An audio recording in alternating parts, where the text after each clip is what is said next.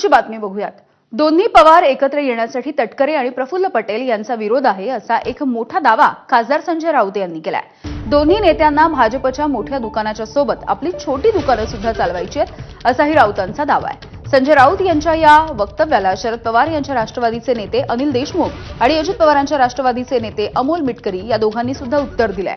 दोन्ही पक्ष एकत्र येण्याच्या संदर्भात आमच्याकडे कोणतीही चर्चा नाही असं अनिल देशमुख म्हणाले। तर आम्ही काय भूमिका घ्यावी या संदर्भात राऊतांनी मार्गदर्शन करण्याची गरज नाही असं तटकरेंनी सुनावलं।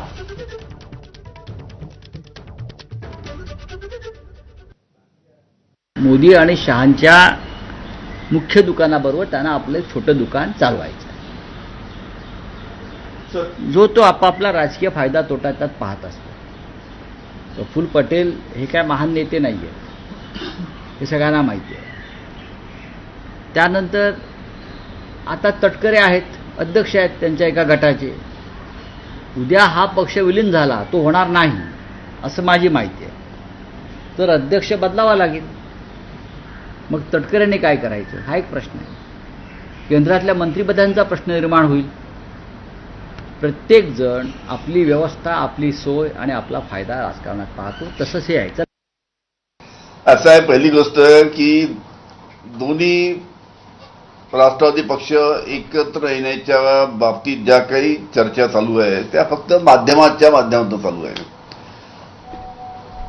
आमच्या पक्षामध्ये याच्या बाबतीत कुठेही कोणतीही चर्चा नाही, त्याच्यामुळे याच्या बाबतीत जास्त बोलण्यात काही अर्थ नाही। संजय राऊतांचं वक्तव्य म्हणजे तुम्ही कसं बघताय? ठीक आहे, संजय राऊत साहेबांची काही माहिती अलग असेल, पण मी तुम्हाला सांगतो की आमच्या पक्षात कुठेही या बाबतीत कुठेही चर्चा नाही।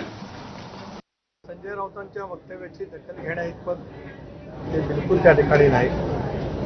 राष्ट्रवादी काँग्रेस पक्षांतर्गत आम्ही काय भूमिका घ्यावी यासाठी त्यांच्या मार्गदर्शनाची आवश्यकता नाही। त्यांनी आपलं पहिलं जळतं घर त्या ठिकाणी बघावं।